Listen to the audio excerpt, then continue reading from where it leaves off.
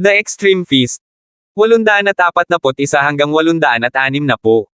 Humagalpak ng tawa si Diane. Kahit na magkaanak na talaga sila, magtitiis kaya si Ethan na utusan sila. Hintayin mo akong bumalik at dahan-dahan nating malalaman ito. Kinuha ni Ethan ang kanyang malite sa isang kamay at hinawakan ang kanyang kamay sa kabilang kamay habang binababa siya ng hagdan. Pagkaalis ng sasakyan, unti-unting naging agresibo at malamig ang tingin ni Ethan. May nakamamatay na hangin sa kanila ngayon. Nasa likuran niya ang mga lobo at lahat ay nakahanda. Malapit na sila, natatakot ba kayo? Kung natatakot tayo, mas gugustuhin nating hindi na tayo ipinanganak. Sa wakas ay maiunat na natin ang ating mga braso at binti at labanan silang lahat. Unti-unting bumagsak ang gabi. Palaging nagpapanik ang mga tao sa hilaga ng gabi. Parang maraming nakakatakot na nangyari sa gabi at ang dilim ay nagpasindek sa lahat.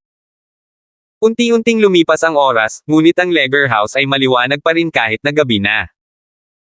Tumayo si Fabian sa bulwagan at tumingin sa 12-12 ng mga mahusay na mandirigma. Lahat sila ay ang pinakamahusay na mandirigma na mayroon ng iba't ibang makapangyarihang pamilya at lahat sila ay ipinadala dito ng kanilang mga amo. Ngayong gabi isa lang ang target nila, ang pamilyang Long.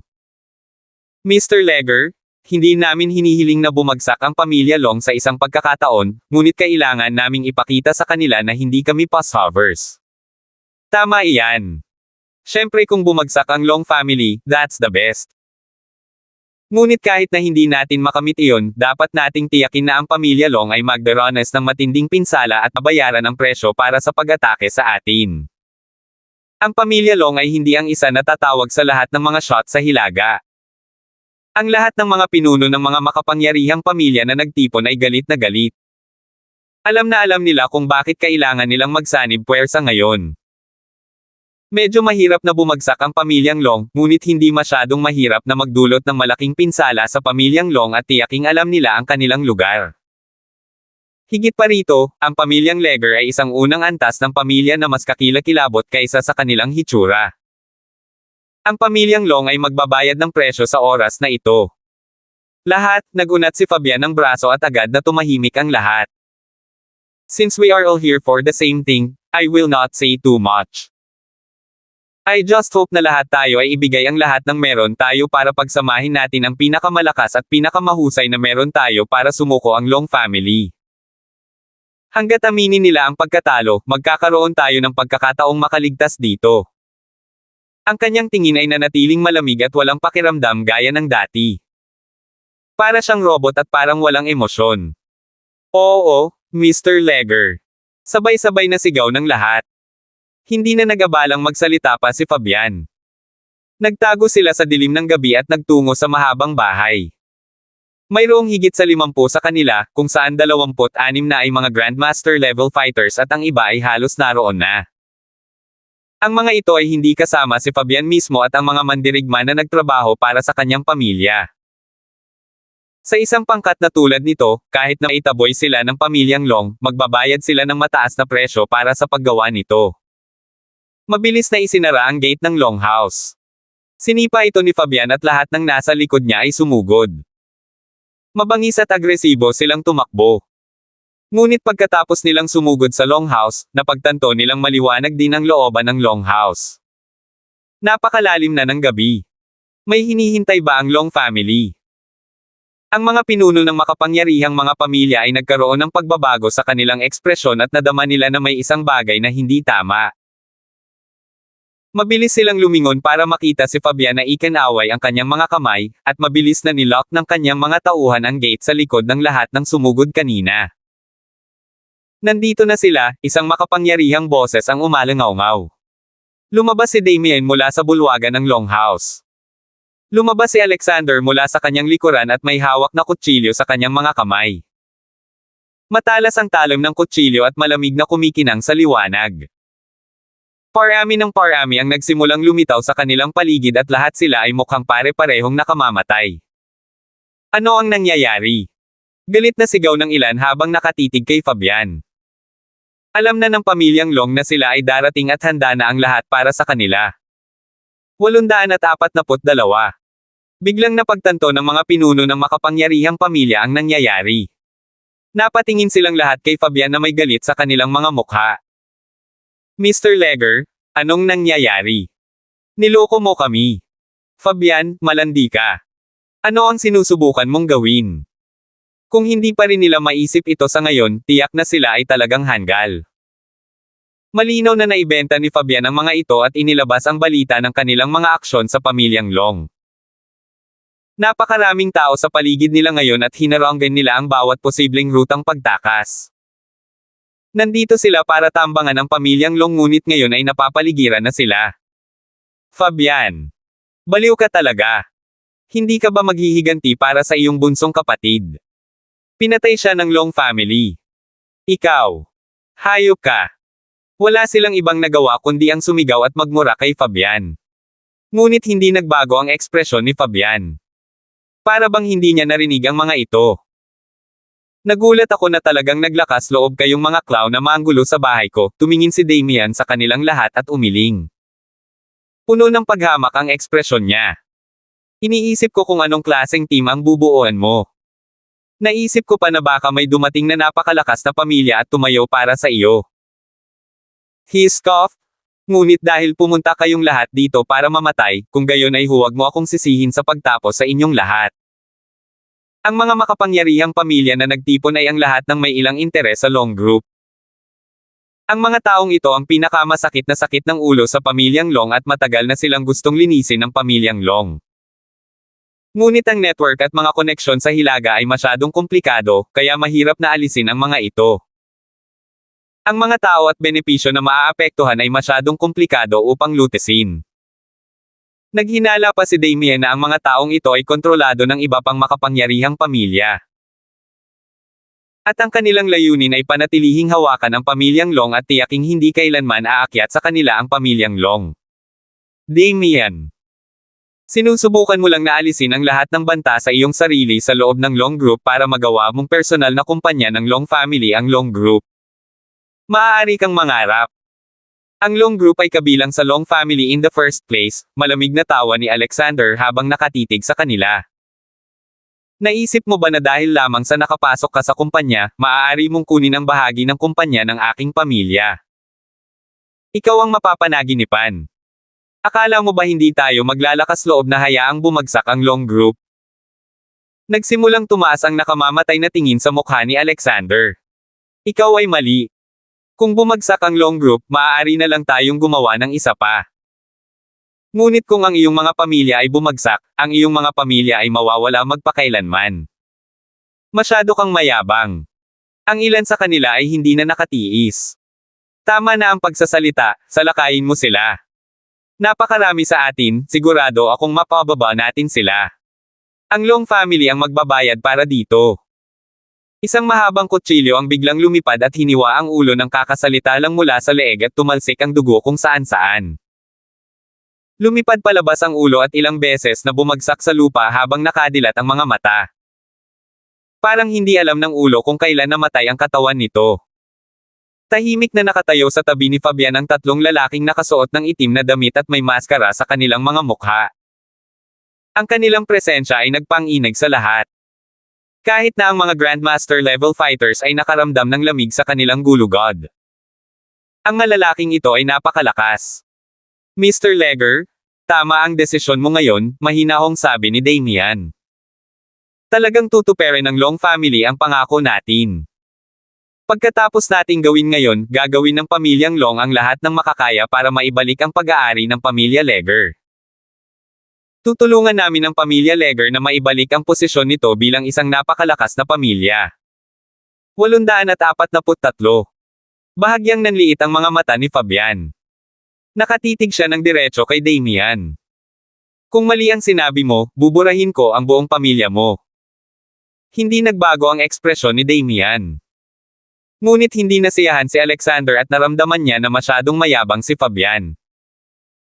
How dare a just first-year family magsalita ng ganito sa Long family? Mr. Leger, ang paraan ng pagdala mo sa iyong sarili ay mukhang isang pinuno ng isang napakalakas na pamilya, hindi katulad ng ibang tao, sabi ni Damian. Kung ang isang tao ay hindi umaasa sa isang kasal ng kaginhawahan noon, hindi niya makukuha ang huling bakanteng magagamit para sa isang napakalakas na pamilya. Ang bakanteng ito ay orihinal na pag-aari ng pamilya Leger. Ang lahat ngayon ay biglang naunawaan kung ano ang nangyayari. Nakipagkasundo si Fabian sa pamilyang Long ngunit wala silang alam. Lumakad sila sa isang bitag. Papatayin silang lahat ng Long family at Fabian. Patayin sila. Patayin ang aming daan palabas. Ang pamilyang Long at ang pamilyang Leger ay makakatanggap ng kabayaran para dito. Agad na naganap ang isang labanan. Kinaway-kaway ni Damien ang kanyang kamay at pinangunahan ni Alexander ang natitira para tumakbo patungo sa karamihan. Nakatayo si Fabian sa gate. Dahan-dahan niyang ipinikit ang kanyang mga mata at sumigaw sa masamang boses, patayin silang lahat. Sa kanyang utos, ang tatlong lalaking katabi niya ay bumaril na parang tatlong matalas na palaso. Isang sampal lang ang kinailangan para mamatay ang unang biktima. Ang kanyang ulo ay putol-putol at ang mga pula at puting bagay ay lumipad kung saan-saan. Bawat galaw ay nakamamatay at bawat galaw ay pumatay ng isang tao. Walang pagdadalawang isip at walang oras na nasayang. Ang tatlong figure ay sumilip at pinatay ang lahat ng tao sa kanilang paligid. Masyado silang makapangyarihan. Pati si Alexander ay napatigil. Sa paligid ng tatlong ito, ang pamilya Long ay hindi na kailangang gumawa ng anuman. Kailan nagkaroon ng napakahusay na manlalaban ang pamilya Leger? At tatlo din sila. Mga advanced na Grandmaster. Ikinawi ni Alexander ang kanyang mga kamay para mapatigil ang kanyang mga tauhan. Hindi na nila kailangang makipag-away pa. Sa paligid ng tatlong advanced na Grandmaster level fighters, wala silang magagawa. May mga hiyawan at alulong sa hangin. Sa ilang saglit lang, dumaloy ang dugo sa kung saan-saan. Ang lahat ng mga lalaki na kabilang sa higit sa isang dosenang makapangyarihang pamilya ay nalipol. Ang kakilakilabot na baho ng dugo sa hangin ay nagpabilis ng dugo ni Alexander at bigla siyang nakaramdam ng pagnanasang samuka. Masyadong mabisyo ang mga lalaking ito. Sila ay mabangis at nakakatakot na makapangyarihan. Pakiramdam niya ay minamaliit niya ang pamilya Leger. Kung ang pamilyang Leger ay talagang nakipagkapit kamay sa iba pang mapangyarihang mga pamilyang ito, kung gayon ang pamilyang Long ay talagang magdusa ng matinding pagkawala. Marahan na pinisil ni Fabian ang leeg ng huling tao. Hindi man lang nagkaroon ng pagkakataong sumigaw ang tao bago tumagilid ang kanyang leeg at tumalsik ang dugo sa kanyang bibig nang siya ay namatay. Inihagis ni Fabian ang bangkay sa kanyang mga kamay sa isang tabi na parang naghahadjust ng patay na aso. Tumingin siya kay Damien at mahinahong sinabi, mas mabuting siguraduhin mo na lahat ng sinabi mo ay totoo, kung hindi, ito ang mangyayari sa pamilyang Long. Hindi nagbago ang ekspresyon ni Damien. Ang pumatay sa kapatid mo, si Fabian, ay si Ethan Hunt, at naibigay ko na sa iyo ang lahat ng ebidensya, tahimik na sagot ni Damien. Ang Ethan na ito ay talagang panganay na anak ng pinakamakapangyarihang pamilyang Hunt. Maraming taon niyang itinatago ang kanyang sarili, at itinago niya ang kanyang pagkakakilanlan sa lahat ng mga taon na ito upang malikha ang ipinagbabawal na teritoryo ng Greencliff at lipulin ang napakaraming makapangyarihang pamilya sa daan. Sa palagay mo ba ay talagang itinakwil na siya sa kanyang pamilya? Sinimulan ng pamilya Hunt ang larong ito ng chess 15 taon na ang nakararaan upang maalis ang bawat kompetisyon. Ang kanyang mga salita ay nagpapahiwatig na ang kanilang target ay ang pamilya Leger. Malamig na tawa ni Damien. G. Ngunit bakit ang pamilyang Leger ay isa pa ring unang antas ng pamilya habang ang pamilyang Hunt ay patuloy na namumuno sa iyong pamilya? Marahas na nanliit ang mga mata ni Fabian. Walang iba kundi ang pagpatay sa hangin. 844. Iyon ay isang lugar na kabilang sa pamilya Leger. Ngunit inagaw ito ng pamilya Hunt sa kanila. Siyempre nagalit si Fabian. Ang pamilya Leger ay nanatili sa parehong posisyon sa nakalipas na 3 henerasyon at makalipas ang 100 taon, hindi pa rin nila naibalik ang pag-aari nila. Tiningnan ni Damien ang ekspresyon ni Fabian at sadyang ipinagpatuloy ang pag-igting sa kanya. Noon, napakalakas ng pamilya Leger. Isa sila sa pinakamalakas maging ito man ay nasa loob ng legal na bilog o ilegal na bilog. At ang Hunt family. Sigurado akong mas alam mo ito kaysa sa akin. Ang dating pinuno ng pamilyang Hunt ay may malubhang karamdaman at ang pamilyang Hunt ay humihina na. Ang pag-iibigan lamang ni Thomas noon ay hindi niya alam kung paano pamahalaan ang pamilya. Talagang hindi siya katugma sa pamilya Legger. Ngunit sa huli, hinayaan ng pamilya Snow na pakasalan siya ng kanilang anak at binigyan siya ng napakaraming mapagkukunan. At ang biglaang pag-iniksyon na ito ng mga mapagkukunan ay nagtulak sa pamilya ng Hunt patungo sa huling magagamit na lugar sa gitna ng mga pinakamakapangyarihang pamilya. Napabuntong hininga si Damien at umiling. Nararamdaman kong sobrang galit sa pamilya mo. Kaya sobrang galit. Nagsimulang mamaga ang mga ugat sa mukha ni Fabian. Namilog ang kanyang mga talukap at pumutok ng malakas ang kanyang mga buko habang nakakuyom ang kanyang mga kamao. Medyo alam na niya ang nangyari noon. Ngunit hindi niya alam ang tungkol sa mga bagay na ito na binanggit ni Damien. Ang pamilyang Legger ay talagang natalo sa pamilyang Hunt tulad nito. Pakiramdam niya ay unfair ito. Nagalit siya. Sigurado ako na ang iyong nakababatang kapatid ay naglagay din ng kaunting pagsisikap na bawiin ang pag-aari ng iyong pamilya, tama ba? Biglang nagbago ang ekspresyon ni Fabian nang mabanggit si Frank. Pinandilatan niya si Damien na parang lawin. Siyempre alam niya na pinili ni Frank na sumali sa Hidden Sect dahil gusto niyang umakyat sa hagdan ng pamilya Legger.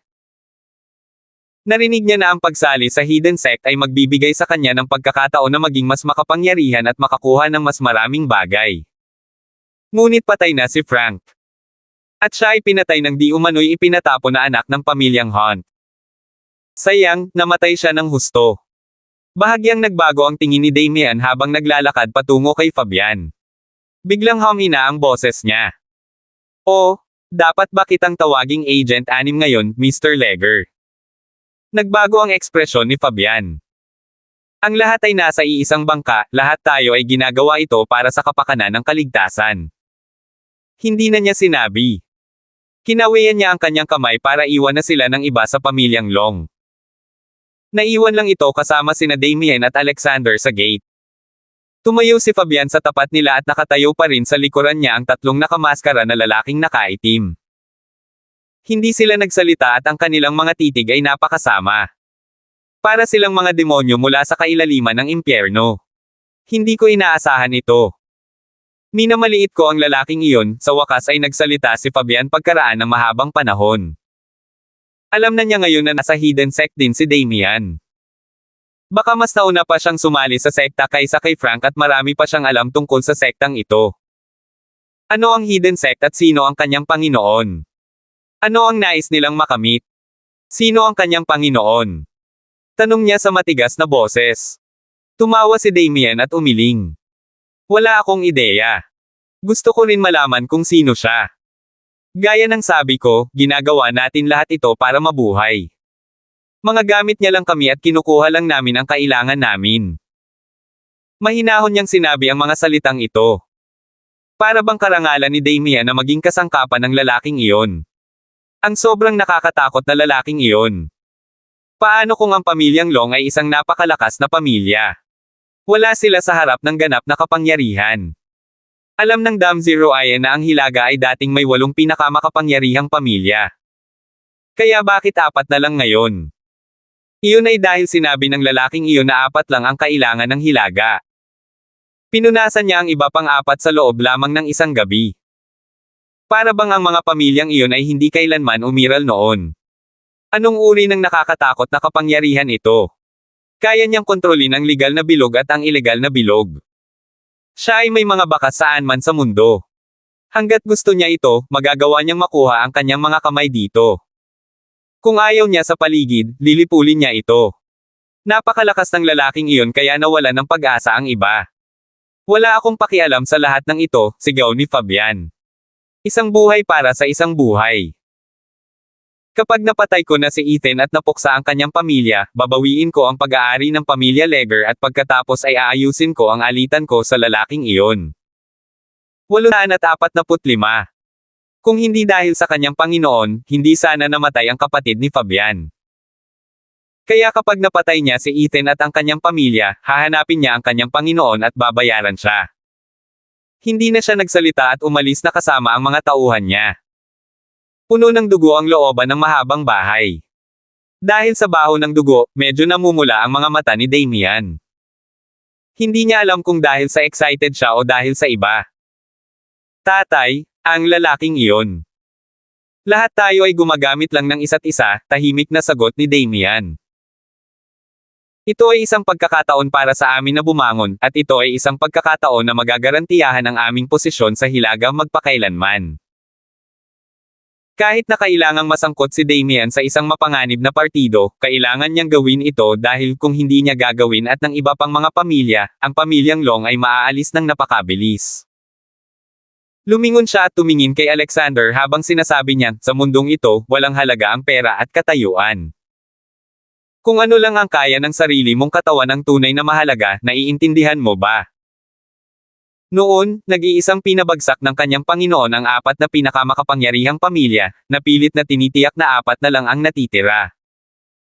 Iyon ay talagang isang mapangahas at mapangahas na bagay na dapat gawin. Kung hindi niya kayang gawin ang bagay na iyon sa sobrang lakas, hindi niya ito magagawa. At iyon ang dahilan kung bakit naunawaan ng natitirang apat na pinakadakilang pamilya at ng lahat ng nakatataas sa makapangyarihang mga pamilya na ang pera at katayuan ay wala sa harap ng tunay na pisikal na kapangyarihan.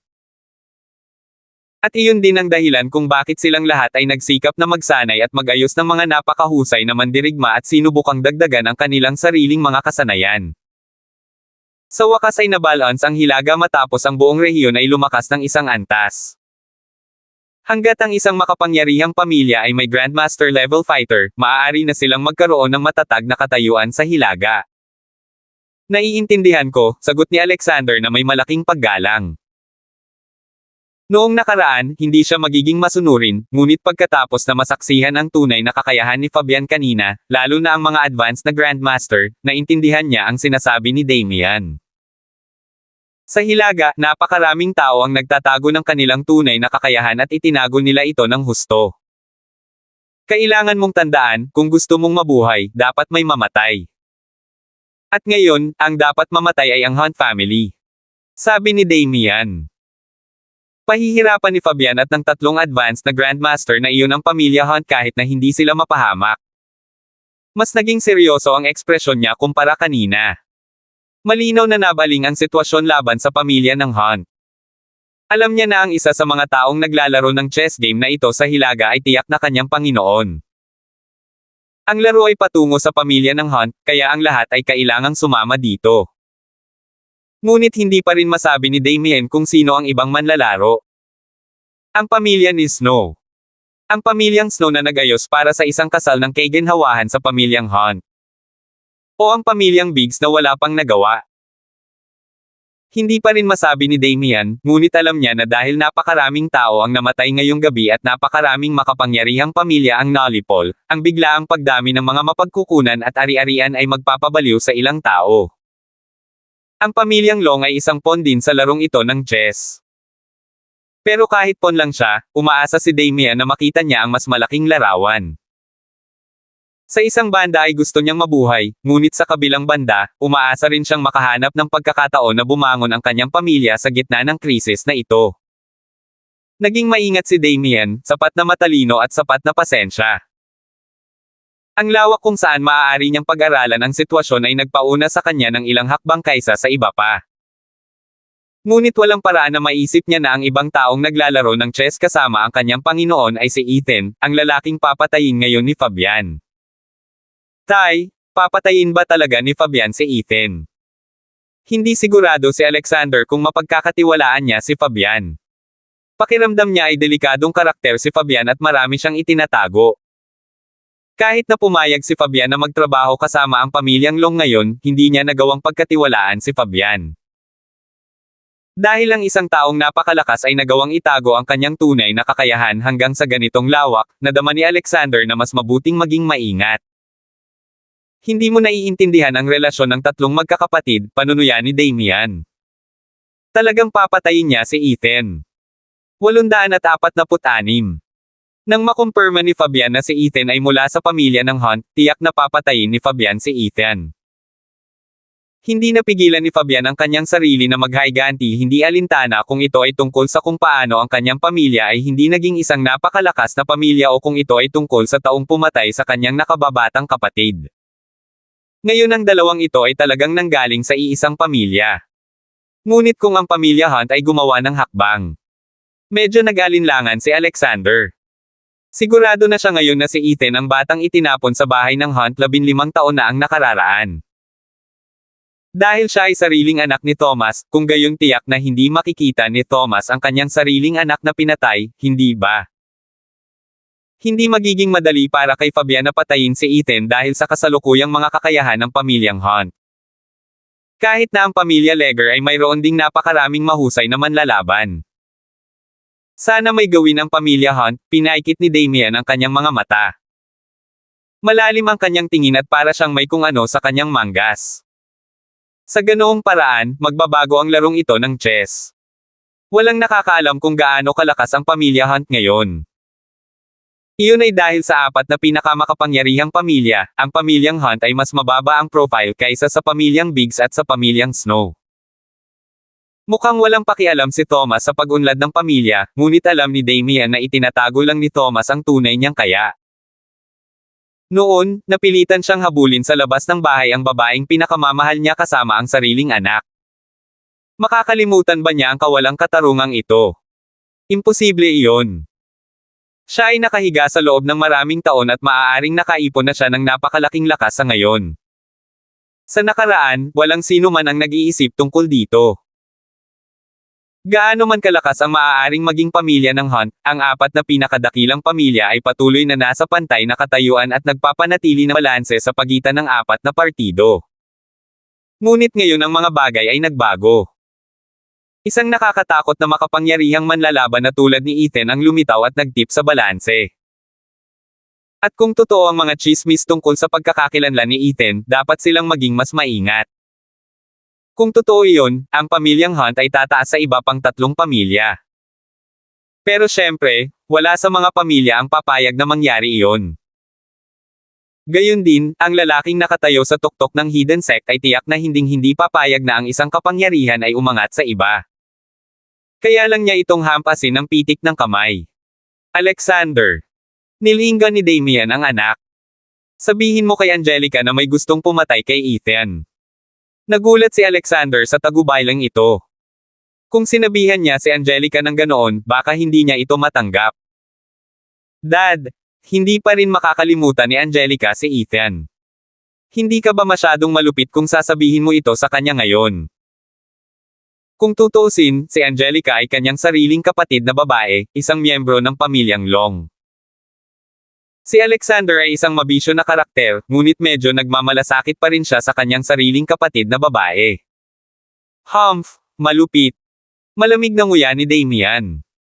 Kung mapahamak ang Long family, hindi ba't mas malala pa iyon? Nakuha ko.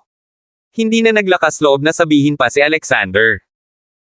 Agad niyang kinuha ang kanyang mga tauhan upang linisin ang mga katawan sa looban at tinungo ang silid ni Angelica. Gabing-gabi na pero gising pa rin si Angelica. Ilang beses na niyang sinubukang tumakas ngunit imposible. Ang lahat ng mga lalaking nagbabantay sa silid ay lubos na sanay at si Alexander ay nagbigay ng mga utos na huwag ng palabasin si Angelica sa silid. Kaya hinaharangan nila ang kanyang daan kahit na kailangan nilang mamatay. Young Master Long. Magalang na sinalubong siya ng mga lalaki sa labas ng pinto. Agad na sumugod si Angelica sa pinto at binuksan ito. Alexander. Palabasin mo ako.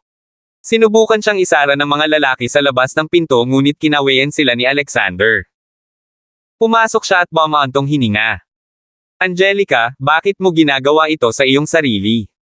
Namumula ang mga mata ni Angelica. Napakaraming beses na siyang umiyak. Hindi siya dapat mamatay. Kung mamatay siya, mamamatay din ako. Pakiramdam ni Alexander ay halos huminto ang kanyang puso. Napaka-agresibo nitong nakababatang kapatid niyang babae pagdating sa pagnenegosyo at napakaraming lalaki ang nakatitig lang sa kanya at nakayuko sa kanyang paanan. Pero pagdating kay Ethan, nag-transform siya sa isang mahina at maamong babae. Siya ay naging marupok at madudurog sa isang katok lamang. 847. Maaari kitang tulungan na hikayatin si Itay na huwag salakayin siya, ngunit may iba pa ring magtatangkang patayin siya, paliwanag ni Alexander. Hindi mo alam kung gaano karaming tao ang nasaktan niya. Mariing umiling si Angelica. Ano bang ginawa niyang mali? Wala naman siyang ginawang masama. Ang mali ay iyong mga gaaman. Akala mo ba hindi ko alam? Sigaw ni Angelica sa malakas na boses, sino ba ang gustong pumatay sa kanya? Sabihin mo sa akin. Sino ang gustong pumatay sa kanya? Alexander, sabihin mo sa akin. Ang pamilya Leger. Sinabi sa kanya ni Alexander ang lahat, pinatay ni Ethan si Frank mula sa pamilya Leger, kaya ngayon ay gagamitin ng pamilya Leger ang lahat ng mayroon sila upang patayin si Ethan. Nakausap ko na si tatay at sinubukan din ni tatay na kumbansihin si Mr. Leger kung hindi man, pero walang silbi. Maaaring hindi mo alam ito, ngunit ang tatlong magkakapatid na Leger ay lubos na malapit. Ngayong alam na ni Fabian na pinatay ni Ethan si Frank, siguradong hindi siya pababayaan ng pamilya Leger. Namutla ang mukha ni Angelica. Siyempre alam niya ang tungkol sa pamilya Leger pagkatapos ng maraming taon sa Hilaga. Kahit na first-year family lang sila, hindi naman mahinang pamilya ang Leger family. Sa katunayan, hindi sila masyadong malayo sa isang napakalakas na pamilya. Walang sino man ang nang-ahas na pukawin ang pamilya Leger sa lahat ng mga taon na ito. Maging ang pamilyang Long ay palaging napakaingat sa pamilya Leger. Ang pamilya Leger ang nasa likod ng pinakahuling pagtatangkang pagpatay kay Angelica. Dahil naglakas loob pa sila na subukang patayin ang isang miyembro ng pamilya Long, walang kakaiba sa kanilang paghabol kay Ethan. Nagsimulang magpanik si Angelica. Ang pamilyang Leger. Bakit ito ang pamilyang Leger? Ang pamilyang Long ay hindi makakalaban sa pamilyang Leger dahil sa isang Ethan. Ginawa ko ang lahat ng aking makakaya, kaya ang natitira ay nasa kapalaran. Sinadya ni Alexander na bumantong hininga at sinabing, sana may makialam at iligtas si Ethan, kung hindi, sigurado akong mamamatay siya. Kinilig si Angelica. Bigla siyang napatingin kay Alexander. Ang pamilya ng Hunt. Ang pamilya ng Hunt. Nagsimula siyang sumigaw ng malakas. Hindi hahayaan ng pamilya Hunt na mamatay si Ethan, tiyak na ililigtas nila si Ethan. Siya ang nag-iisang anak ng Hunt family. Nanliit ang mga mag-aaral ni Alexander. Sa wakas umamin na rin si Angelica. Nanatili ang ekspresyon niya at umiling. Matagal nang pinalaya si Ethan sa bahay at itinakwil na ng pamilya. Walang pakialam ang pamilya Hunt sa kanya. Hahanapin ko si Uncle Hunt. Si Angelica ay mukhang nabaliw at nagmadaling lumabas ng silid, hindi pinansin ang mga pakiusap ni Alexander. Sinubukan agad siyang pigilan ng mga bodyguard ngunit sinulyapan sila ni Alexander at alam na nila ang gagawin. Nagkunwari lang silang hamarang sa kanya, saka hinayaan si Angelica na makalabas. Pinaikit ni Alexander ang kanyang mga mata at may masamang tingin sa kanila. Ang pamilya Hunt at si Ethan ay parehong talagang nakakabagabag. Hindi niya inaasahan na magiging ganito kay Tekot ang pamilya Hunt. Itinago nila ang kanilang tunay na kakayahan at si Ethan ay talagang naging napakalakas. Kung hindi sinira ni Ethan ang lahat ng ugnayan sa pamilyang Hunt, gaano kaya kalakas ang magiging kapangyarihan ng pamilyang Hunt? Ang iba pang tatlong pinakamakapangyarihang pamilya ay tiyak na mas mababa sa pamilya ng Hunt. Ngunit ito ay masyadong masama, ang Hilaga ay hindi papayag na ang isang tunay na kapangyarihan ay mamuno sa Hilaga. At hindi lang kami ang hindi papayag. Hindi rin papayag ang lalaking iyon. Malamig na tawa ni Alexander. Nagawa na niya ang dapat niyang gawin. Kung ang pamilya Hunt ay hindi handang mamagitin, tiyak na mamamatay si Ethan. Ngunit kung handa ang pamilyang Hunt, makalimutan ng pamilyang Hunt ang tungkol sa muling pagbabalik. Samantala, sa Cleverleaf Tea House. Matagal nang binili ni Ethan ang tea house na ito. Nagustuhan niya ang lugar na ito. Tahimik at kaaya-aya ang paligid. Napakaangkop para sa pagpatay ng ilang tao. Walang kahit isang tao sa malapit sa tea house. Marahil ay dahil naramdaman nila na ang hangin sa lugar na ito ay biglang naging napakalamig. Ang gabi ay ginawang mas mapang-api ang hangin kaysa karaniwan. Naka-cross-legged si Ethan sa hall ng tea house. Umalangaw-ngaw ang halimuyak ng tsaa mula sa mesang nasa harapan niya. Nagpatuloy siya sa paggawa ng kanyang tiyaanang maluwag at hindi naabala sa maraming madilim na anino na nakapalibot sa buong tea house. Wala si Kuya Joff sa tabi niya. Siya lang ang tao sa buong tea house. Maraming tao ang nakapaligid kay Ethan at tiniyak na hindi siya magkakaroon ng pagkakataong makatakas. Walang kahit isang puwang sa paligid ng tea house. 848. Unti-unting lumalapit ang tunog ng mga yabag. May espesyal na ritmo ang mga yapak at nagdulot ito ng pagdaloy ng dugo sa kanyang katawan. Tumangala si Ethan at kumuha ng isa pang teacup mula sa tray. Binuhusan niya ito ng mainit na tubig para uminit, saka inilagay sa upuan sa tapat niya.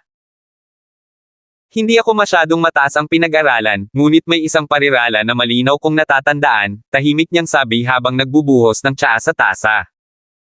Ito ay parang, kung mayroon kang kaibigan na nanggaling sa malayo. Kung gayon kailangan mong patayin siya. Itinaas ni Ethan ang kanyang ulo upang salubungin ang mga mata ni Fabian. Sabay silang nagpakawalan ng nakakatakot na presensya. Agad na bumaba ang temperatura sa tea house sa freezing point. Ethan. Madilim ang mga mata ni Fabian habang diretsyong nakatingin kay Ethan. Ikaw ba ang pumatay kay Frank? Ako yan. Hindi sinasadya ni Ethan na tanggihan ito. Walang tao na hindi niya nang ahas na aminin na pumatay. Napaka-bold mo, ha? Sigaw ni Fabian. Siya ay miyembro ng pamilya Leger. Ang nakababatang kapatid ko. Yung nakababatang kapatid mo. Tumawa si Ethan. Kinuha niya ang tasa at marahang humigop ng kaunting tsaa. Mukhang hindi siya natatakot na napapalibutan siya ng 100 lalaki at patuloy na nakikipag-chat ng casual. Dumating siya para patayin ako at inaasahan mong hindi ko ipagtatanggol ang sarili ko. Anong logic yan? Pagkatapos, tumayo ka dyan at papatayin niya ako. Anong logic yan? Napatingin si Ethan kay Fabian. Naparito ka ngayon upang patayin ako, kaya sa palagay mo ay dapat akong umupo dito at hayaan kang patayin ako nang hindi lumalaban. Walang silbi ang pakikipaglaban. Naglakad si Fabian papunta kay Ethan. Bawat hakbang na ginawa niya ay mas nakamamatay kaysa sa huli. Para siyang lumabas mula sa kailaliman ng impyerno, na para bang siya mismo ang Panginoon ng Hades. 10 hakbang na lang ang layo ni Fabian kay Ethan. Papatayin kita ngayon. Hindi lang kita papatayin, lilipulin ko rin ang pamilya ng Hunt. Papatayin ko ang madugong magnanakaw na iyon ng isang ama mo at papatayin ang lahat sa pamilya. Bahagyang nanliit ang mga mata ni Ethan. Ano ang kinalaman ng alinman sa mga ito sa pamilyang Hunt? Siya ang pumatay kay Frank. Paano ito naiugnay ni Fabian sa pamilya ng Hunt? Medyo nagalit ngayon si Ethan. Ayaw niyang magkaroon ng anumang bagay sa pamilya ng Hunt. Nagbabanta ang ekspresyon ni Frank. Nakakalungkot na hindi na kumpleto ang pamilya ng Hunt, umiling siya at tumingin kay Ethan nang may matinding paghamak at panunuya. Maaga talagang namatay ang nanay mo, ang kasuklam-suklam na babaeng iyon. Kung hindi, gumawa ng hakbang si Ethan bago pa man matapos magsalita si Fabian. Nang sa wakas ay pinili ni Ethan na kumilos, kadalasan ay nakakagulat. Ang mesa sa kanyang harapan ay agad na nabasag sa ilang piraso at naging matatalas na palaso upang ipana patungo kay Fabian. Ang nakamamatay na hangin na umaagos mula sa mukha ni Ethan ay halos totoo. Maaaring insultuhan siya ni Fabian, ngunit hindi papayag si Ethan na dungisan ng sino man ang pangalan ng kanyang ina. Nagpakawala na ng matinding puwersa ang suntok ni Ethan bago ito umabot kay Fabian. Halos agad itong nakarating kay Fabian at kasing bilis ng kidlat. Ang 10 hakbang na distansyang ito ay halos wala sa isang napakahusay na manlalaban tulad ni Ethan. Inihanda na ni Fabian ang pag-iisip para biglang mapagod si Ethan. Nabanggit niya ang kasuklam-suklam na babae na iyon para guluhin si Ethan. Hindi niya inaasahan na magiging ganoon ka-epektibo ito. ****starred ka talaga ng Hunt family. Ang anak ni Tomas sa kasuklam-suklam na babaeng iyon. Papatayin kita ngayon, pagkatapos ay hanapin ang libingan ng babaeng iyon at hukayin ito. Napahalakhak si Fabian at iniwas ang mga kamao kay Ethan. Nagkasalubong ang ulo nilang dalawa sa sandaling makita nila ang isa't isa at nakakabingi ang tunog. Ang kanilang mga kamao ay marahas na nagsalpukan na parang 2 piraso ng bakal na magkadikit. Agad na naganap ang away. Huwag mong pag-usapan ng ganyan ang nanay ko. 849. Isang mahinang ungol ang ibinigay ni Ethan at ang kanyang galit na presensya ay patuloy na pumupuno sa lugar na parang isang mabangis na hayop. Ang presensya na ito ay patuloy na lumaki sa isang nakababahala na bilis at tila walang anumang mga limitasyon. Napakabilis na sumuntok si Ethan kaya anino lang ito. Nag-iba ang ekspresyon ng mukha ni Fabian habang inaakala niyang sinundan niya ang suntok at nakita niyang wala pa siya sa oras para mag-react. Agad niyang itinaas ang kanyang mga braso para harangin ang kamao ni Ethan, ngunit bumagsak pa rin ito sa dibdib ni Fabian. Pinalipad si Fabian at nabali niya ang ilang tadyang. Si Ethan ay parang isang supernatural na nilalang. Ang titig lang niya ay malamig na para makaramdam ng takot si Fabian. Akala niya kaya niyang ibagsak si Ethan mag-isa, pero mas makapangyarihan pala si Ethan kaysa sa inaakala niya. Imposible iyon. Paano magiging napakalakas ng ganitong kabataan? Nararapat kang mamatay. Ang nakamamatay na hangin sa loob ni Ethan ay bumulwak na parang may dagat ng mga bangkay sa likod niya, na bumubuo ng isang dambuhalang alon na tumama kay Fabian. Agad na nagbago ang ekspresyon ni Fabian. Ikaw ang Diyos ng digmaan. Ang uri ng nakamamatay na hangin ay isang akumulasyon ng hindi mabilang na mga bangkay. Si Ethan ba talaga ang maalamat na Diyos ng digmaan? Tigilan mo siya. Ilang lalaking nakaitim ang agad na tumayo sa harapan ni Fabian at agresibo din ang hangin sa loob nila. Malakas na sigaw ni Fabian habang nanginginig ang tingin, bilasan mo. Pigilan mo siya. Kung si Ethan ay ang Diyos ng digmaan, kung gayon ang pamilyang Hunt ay dapat na makapangyarihang hindi mapaniwalaan. Dapat ay dinala niya ang tatlo. Mas makapangyarihan si Ethan kaysa sa inaasahan niya. Naisip niya na si Ethan ay isang advanced na Grandmaster, kaya ang mga taong dinala niya ay sapat na upang patayin siya. Tulad ng para sa iba pang tatlo. Hinampas ng kamao ni Ethan ang lalaking tumakbo palapit sa kanya at hinati ito sa kalahati. Tumalsik ang dugo kung saan-saan at hindi man lang siya nilingga ni Ethan. Nakatutok pa rin ang mga mata niya kay Fabian. Kung nasa paligid ang mga lobo, mabigla sila dahil hindi pa nila nakitang ganito si Ethan. Para siyang Grim Reaper at walang ibang nakikita kundi kamatayan. Ininsulto ni Fabian ang ina ni Ethan. Ang ina na kanyang pinagkatiwalaan noong kailangan nilang magsama-sama sa lansangan. Isang suntok lang ang pinabagsak ni Ethan. Ang bawat suntok ay marahas at malakas, dala ang pinakamataas na lakas ni Ethan sa bawat suntok. Ang epekto ng bawat suntok ay nabali ang bawat buto sa kanilang katawan. Namatay sila ng labis. Desidido na ngayon si Ethan na patayin Fabian at walang makakahadlang sa kanya. Ibaba mo siya. Malakas na sigaw ni Fabian, ngunit wala itong silbi. Hindi nagtagal, mahigit 100 lalaki ang napatay sa mga mabangis na suntok ni Ethan. Pinatay ni Ethan ang sinumang hamarang sa kanyang daan habang naglalakad siya patungo kay Fabian. Nanatiling nakatutok ang mga mata niya kay Fabian. Si Fabian ay isang napakahusay na manlalaban sa kanyang sarili, ngunit kahit na siya ay naramdaman ang kanyang puso na nanginginig ngayon. Pakiramdam niya ay tinitigan siya ng isang demonyo, at ang matinding takot ay nagsimulang bumangon mula sa kaibuturan ng kanyang puso. Ito ba ang kapangyarihan ng Diyos ng digmaan? Ito ay tunay na nakakatakot. Tumayo si Fabian at pinunasan ang dugo sa bibig niya. Ang sining ni Ethan sa pagpatay ng mga tao ay malinaw na makikita sa kanyang maulap na mga mata. Nagdala siya ng halos 100 mahusay na mandirigma at pinapatay sila ni Ethan. Isang suntok ay sapat na upang patayin ang bawat tao. Walang nanatiling buhay para masuntok sa pangalawang pagkakataon. Nanatili ang tingin ni Ethan kay Fabian at nagpatuloy sa paglalakad patungo sa kanya habang lumilipad pakaliwa at kanan ang mga bangkay. Karapat-dapat mamatay si Fabian, at gayon din ang lahat ng iba pang lalaking ito. Parang bumunot ng gatilyo si Fabian at ginawang killing machine si Ethan. Paano kung ikaw ang Diyos ng digmaan? Papatayin ka pa rin ng pamilya Leger.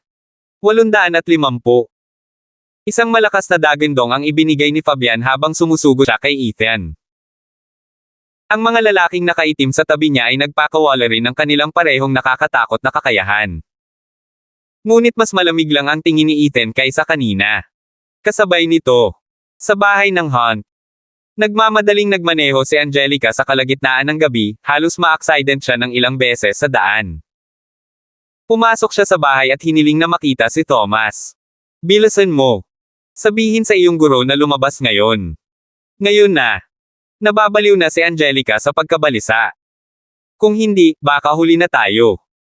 Tuloy-tuloy ang pag-agos ng kanyang mga luha na para bang malapit ng mamatay si Ethan.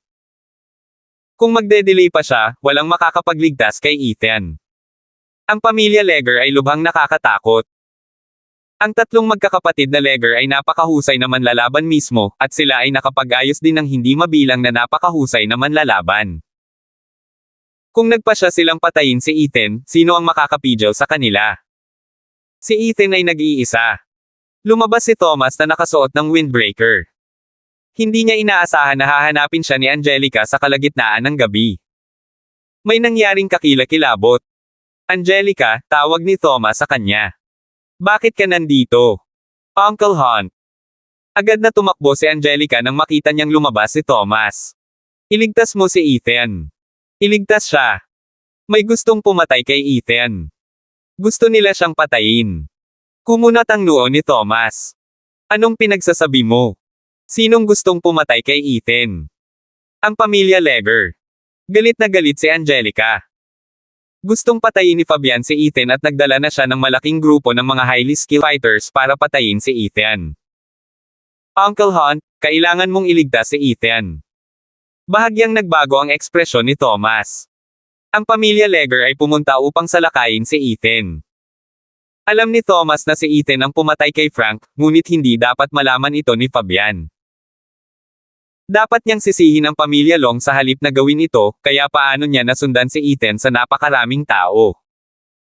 At saka, si Frank ang gustong pumatay kay Ethan noong una. Tumingin siya kay Angelica at agad niyang inisip kung ano ba talaga ang nangyayari.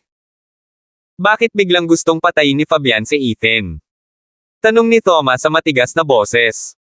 Sinabi ba sa iyo ito ng iyong ama? Ito ay kapatid ko iyon. Sagot naman ni Angelica sa kanya matapos matigilan saglit sa tanong. Hindi niya inaasahan na itatanong ito ni Thomas sa kanya. Ito ay tulad ng inaasahan ni Thomas. Ang mga sinumpaang butas na ito ng Long family. Ginamit pa nila ang kanilang anak na babae. Jack. Tawag ni Thomas at agad na lumitaw ang isang figure sa tabi niya. Guro, sagot ni Jack. Agad na napasigaw si Angelica nang makitang lumitaw si Jack. Uncle Hunt, dali magpadala ng isang tao upang iligtas si Ethan. Nasa malaking panganib siya. Talagang nasa malaking panganib siya ngayon. Hindi siya pababayaan ng pamilya Legger. Naluluha na siya.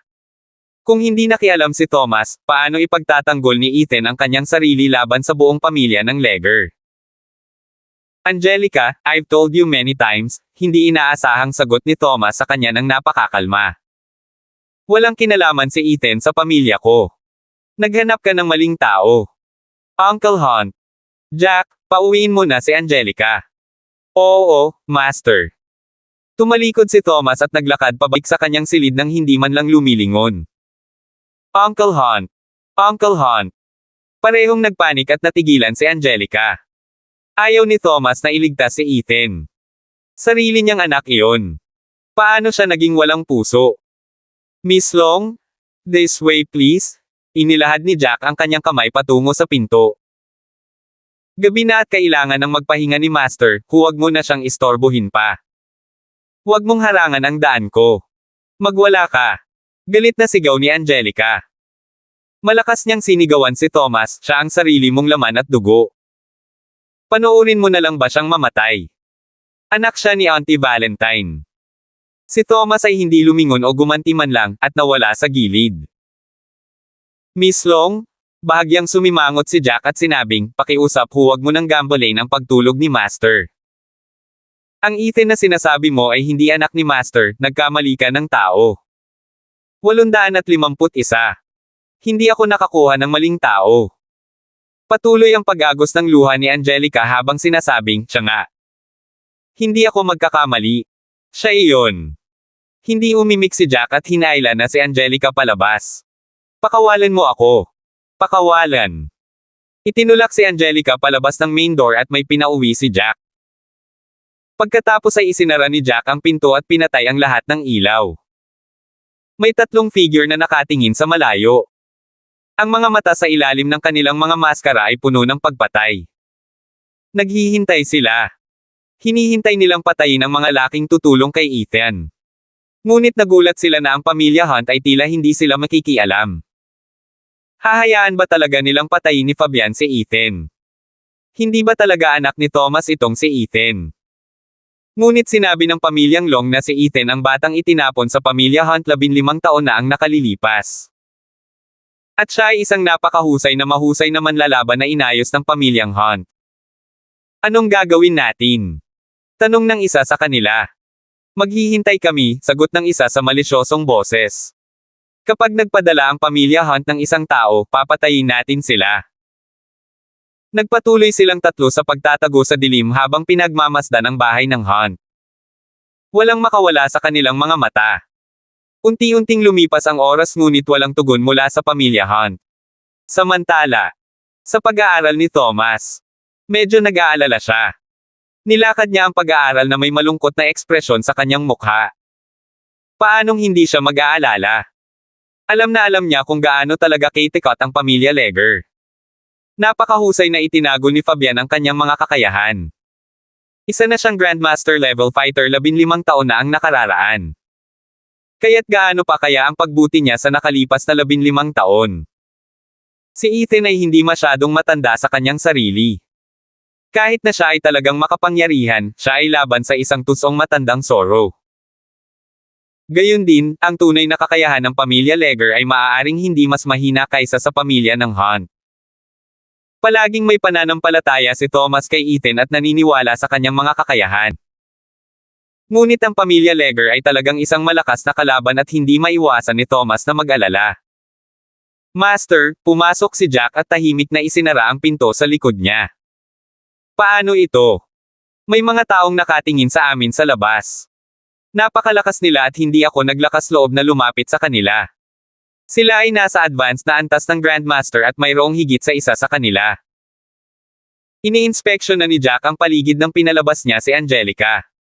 Nararamdaman na niya ang kanilang agresibong presensya kahit na hindi lumalapit sa kanila. Parang wala silang tinatago. Malinaw na naghihintay silang atakihin ang sinumang manlalaban na maaaring ipadala ng pamilya Hunt upang iligtas si Ethan. Desidido silang patayin si Ethan.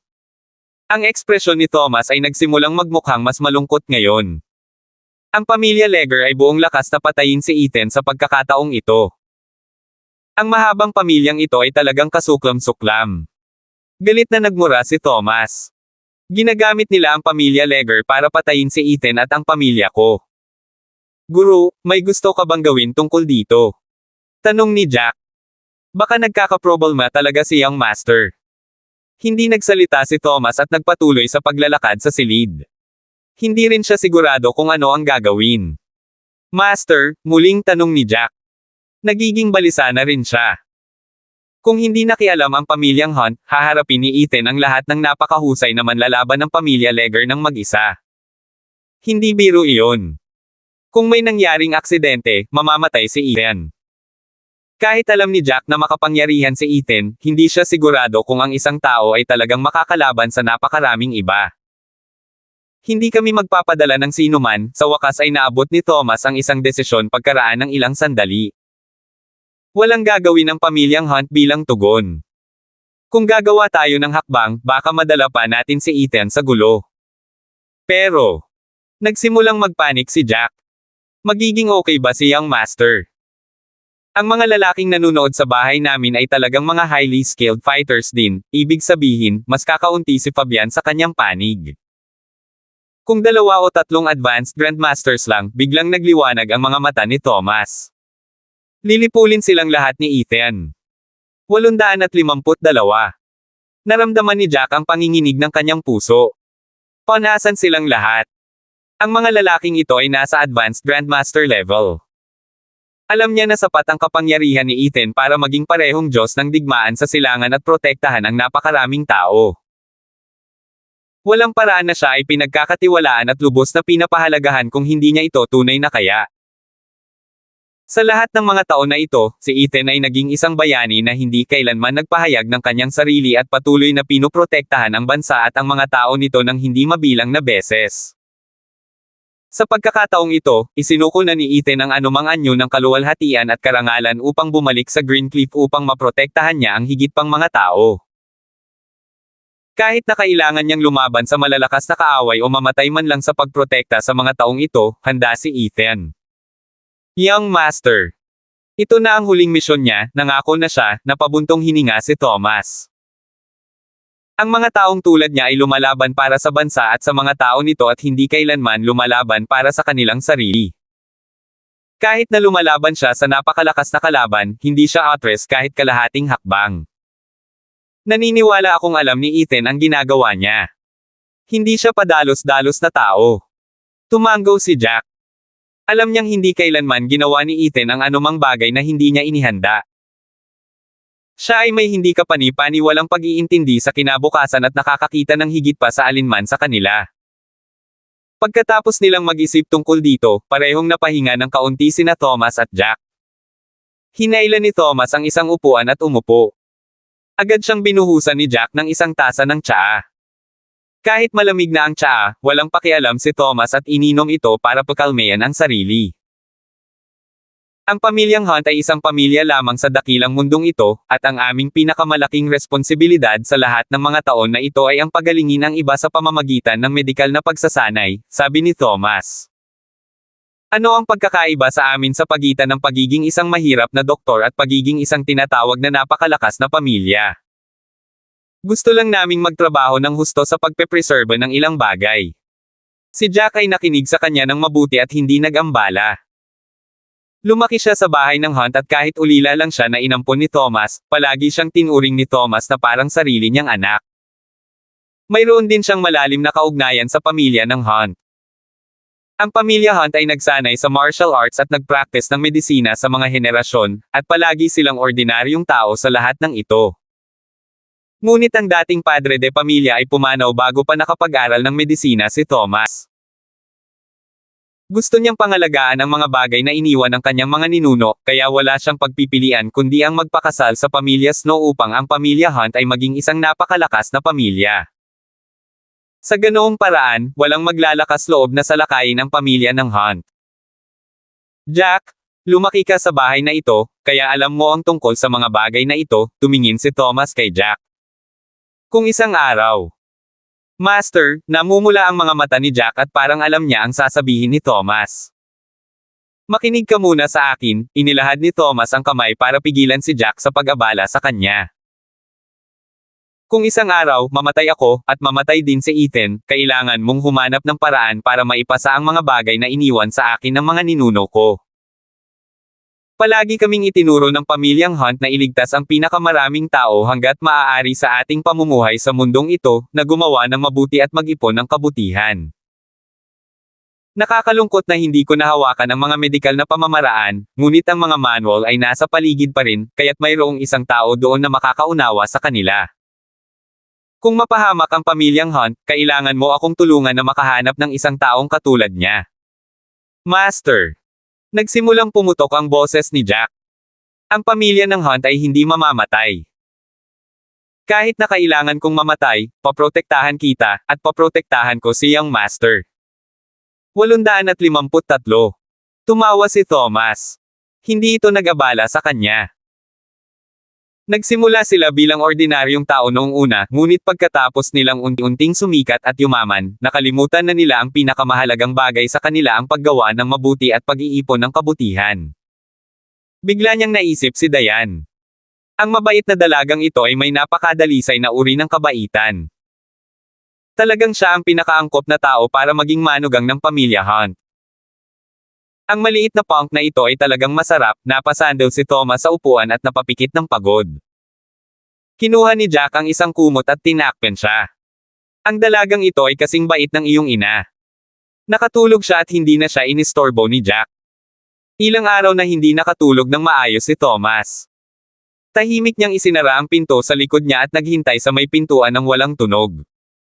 Young Master, walang mangyayari sa iyo. Samantala, sa labas ng tea house, Nagkalat ang dugo sa buong lupa. Napatay ni Ethan ang halos lahat ng napakahusay na manlalaban na mayroon ng pamilya Leger. Si Ethan ay nakahawak na ngayon sa lalamunan ng isang lalaki at ang kanyang mga daliri ay nagpapalakas ng lakas. Ang tunog ng pagbitak ng mga buto ay nagpabilis ng tibok ng puso ni Fabian. Paano nangyari ito? Paano ka magiging ganito kalakas? Sumisigaw si Fabian na may nakasulat na takot sa buong mukha niya. Imposible. Iyon ay isang advanced na manlalaban sa antas ng Grandmaster at hindi lamang ilang manlalaban sa antas ng Grandmaster. Ngunit sa harap ni Ethan, ang mga taong ito ay madaling mabasag gaya ng mga ceramic bowl. Advanced na Grandmaster. Itinapon ni Ethan ang bangkay ng Advanced Grandmaster sa tabi na parang basura lang. Hindi ko alam kung ilan na ang napatay ko. Siya ang Diyos ng digmaan ng silangan at kailangang protektahan ang silangan. Kung hindi man lang niya kayang gawin ito, maaari niyang kalimutan ang tungkol sa pagprotekta sa sinuman. Ang bangkay ay bumagsak ng husto sa lupa at naging malata tulad ng putik. Medyo namumutla si Fabian habang umaatres ng 2 hakbang. Masyadong nakakatakot si Ethan. Saang level si Ethan? Paano ang isang advanced Grandmaster ay walang banta sa kanya? Your boxing technique, napalunok siya ng ilang beses. Anong boxing technique ang ginagamit mo? Hindi pa niya nakita ang boxing technique na ginamit ni Ethan noon. Ito ay hindi alinman sa mga pamamaraan na kasalukuyang umiiral. Napakaraming alam ni Fabian tungkol sa iba't ibang diskarte sa boxing at pagsipa, ngunit talagang hindi pa niya nakita ang ipinakita ni Ethan noon. Ito ay mas mabangis at mas nangingibabaw kaysa sa Bahikwan, ngunit ito ay sapat na banayad upang maipatong sa ibabaw ng isa't isa, at napakaraming mga pagkakaiba-iba na posible. Mahirap para sa sino man na mahulaan kung ano ang susunod na mangyayari. Ngunit isang maling paghatol lang ang kailangan para sa isang suntok para patayin ka. Tila ang mga advanced na Grandmaster ay walang pinagkaiba sa mga ceramic bowl kay Ethan. Diretso ang tingin ni Ethan kay Fabian habang naglalakad ito papunta sa kanya. Ang daang highly skilled fighters na dinala ni Fabian ay patay na ngayon. Kasama ang 2 advanced na Grandmaster. Hindi sila nakaligtas kahit isang galaw ni Ethan. Nagsisimula na talagang magpanik si Fabian. Noong una ay naisip niya na sapat na ang mga lalaking ito para patayin si Ethan, kaya ipinadala niya ang iba pang 3 advanced na Grandmaster sa Hunt House para patayin ang sinumang ipinadala ng pamilya Hunt upang iligtas si Ethan. Ngunit sa huli, hindi tumugon ang pamilya Hunt, at napakalakas ni Ethan kaya natakot si Fabian. Ang ilang mga tao ay hindi para sa iyon na insulto. 854. Iniunat ni Ethan ang isang kamao at malakas na pumutok ang kanyang mga buko. Ang masama at nakamamatay na hangin na umaagos mula kay Ethan ay tila natakpan si Fabian sa isang iglap at doon siya nakulong. Napalunok si Fabian habang pinagmamasdan ang lahat ng mga bangkay sa paligid niya at naramdaman niya ang rush ng adrenaline. Ito ang kapangyarihan ng Diyos ng digmaan. Ang Diyos ng digmaan na hindi natalo kahit isang labanan. Gumawa ng hakbang si Ethan.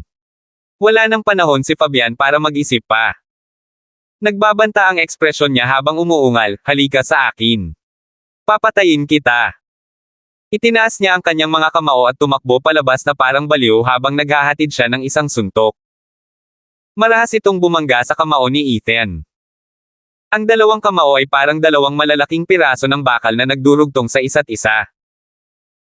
Ngunit ang kamao ni Ethan ay patuloy na tumutulak habang ang kamao ni Fabian ay agad na naging gulo ng mga sirang laman at buto, at ang dugo ay nagsimulang mag-spray kung saan-saan. Napasigaw siya habang ang impact ay lumampas mula sa kanyang kamao hanggang sa kanyang palso, pagkatapos ay sa kanyang siko at sa wakas sa kanyang balikat. Nasira ang lahat. Nakakadugo ang mga sigaw niya. Kahit na ang isang kasing tigas ni Fabian ay hindi nakayanan ang ganoong sakit. Nabasag na ang buong braso niya sa suntok na iyon. Ang mga kamao ni Ethan ay napakabangis, ito ay mas nangingibabaw kaysa sa isang mabangis na pamamaraan tulad ng Bahikwan. Ang epekto ng suntok ay dumating sa mga alon, at ang bawat alon ay mas mabangis at malakas kaysa sa huli. Ang impact ay naging putik ang braso ni Fabian. Lumipad palabas si Fabian at bumagsak sa lupa. Idiniin niya ang kanyang belang balikat at ang kanyang mukha ay nakamamatay na mapatla. Ano? Anong boxing technique ito? Malakas niyang sigaw. Puno na ngayon ng takot ang mukha niya at wala na ang yabang na nandoon noon. Hindi na siya maghihiganti kay Ethan o sa pamilyang Hunt. Sa isang taong kasing takot gaya ni Ethan sa paligid, walang sinuman sa Hilaga, walang sinuman sa mundo ang maaaring humipo sa pamilyang Hunt. Lumapit si Ethan at tumingin kay Fabian. Tumutulo pa rin ng dugo ang kanang kamao niya at hindi matukoy kung kay Fabian o iba ang dugo.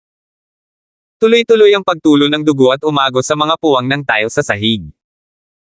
Hindi mo dapat siya ininsulto, tahimik na sabi ni Ethan. Gagamitin ko ang buhay mo para humingi ng tawad sa kanya. Ikaw.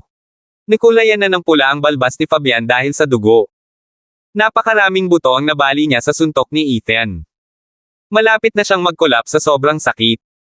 Masyadong nakakatakot si Ethan.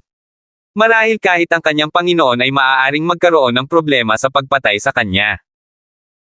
Hindi niya akalain na ang isang batang chap ay maaaring maging ganito kalakas. Kaya ang binatang ito ay ang maalamat na sandata ng bansa, ang Diyos ng digmaan ng silangan. Kaya't ang buong bagay tungkol sa paglilinis ng ilegal na bilog at pagbibigay ng ligtas at matatag na kapaligiran para sa mga mamamayan ay marahil ay isang tagubilin din mula sa itaas. Nanlaki ang mata ni Fabian habang nakatingin kay Ethan. Ilang beses siyang umubo at patuloy na sumusuka ng dugo. Haha! Hindi ko naisip ito, hindi kailanman.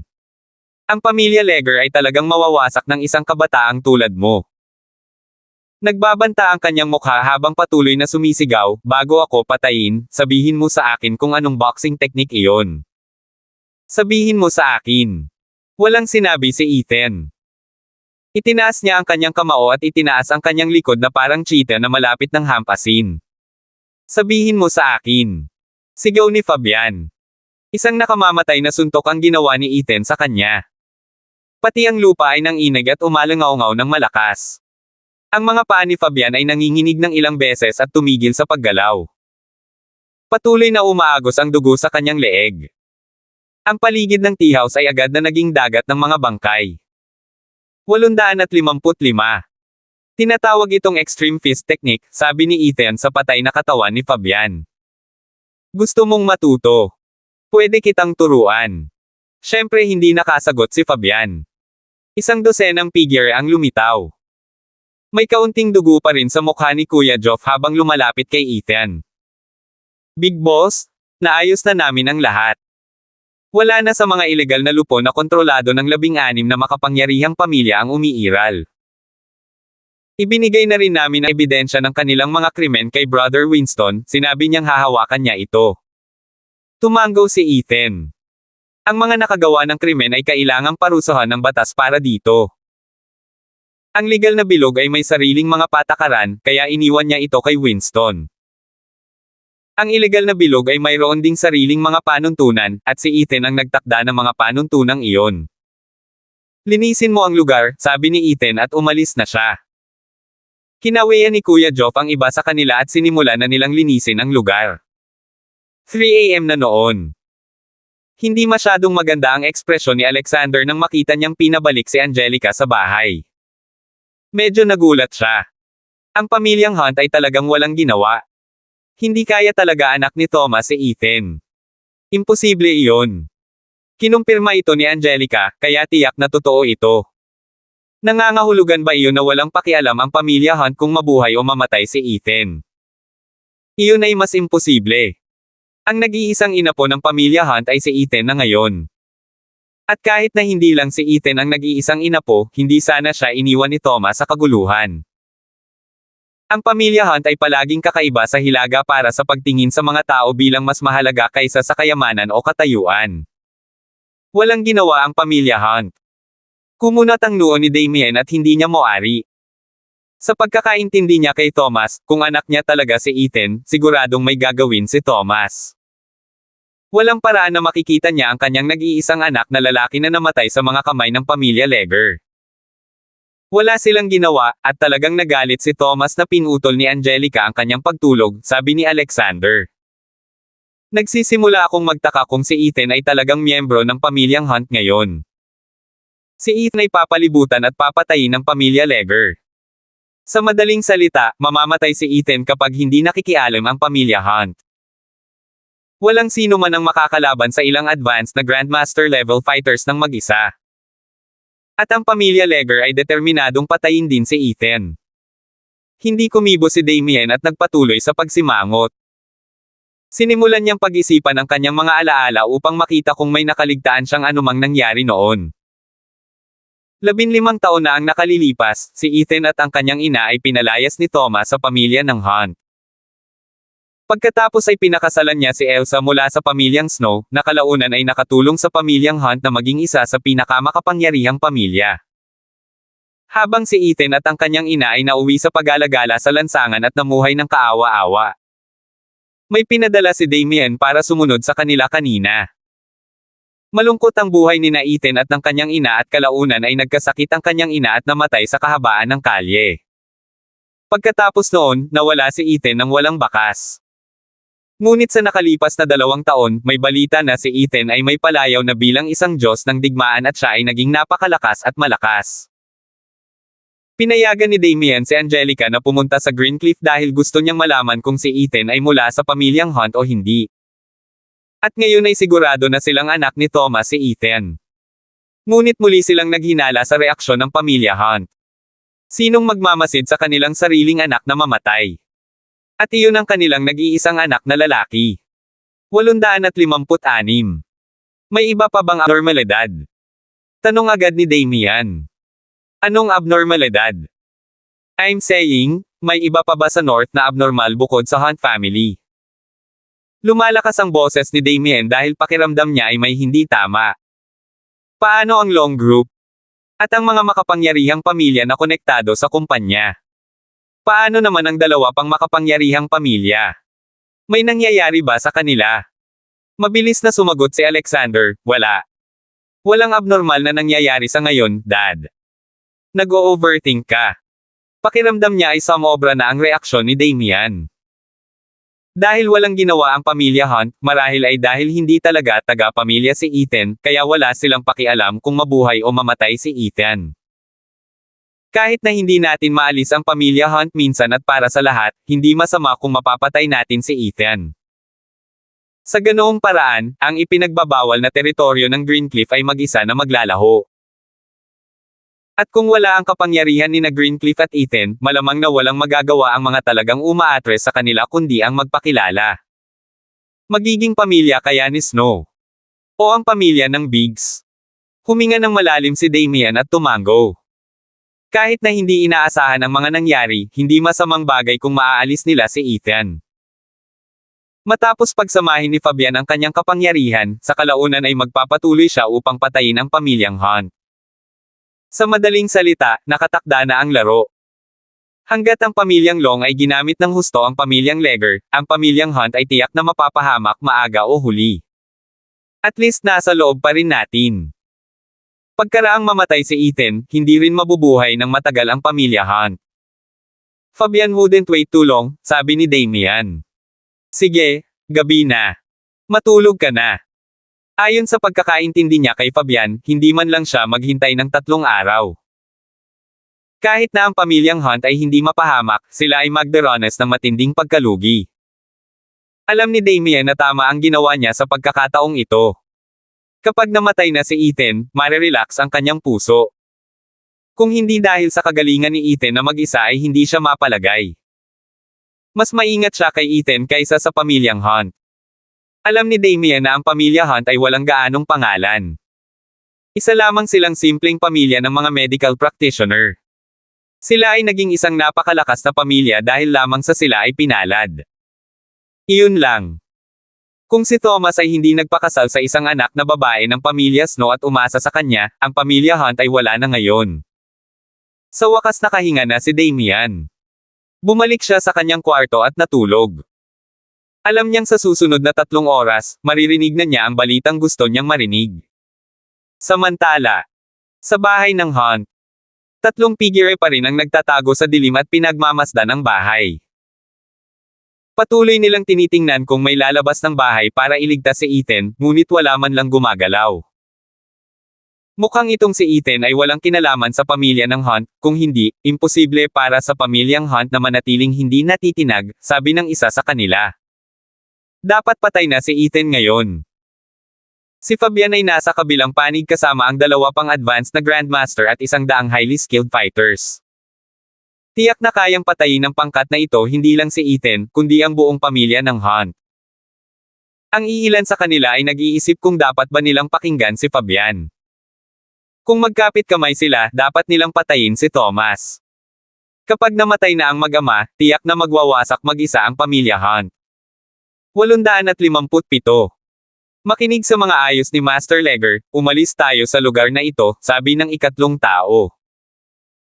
Alam niya kung ano ang iniisip ng dalawa, ngunit pinili pa rin niyang sundin ang orihinal na mga tagubilin ni Fabian.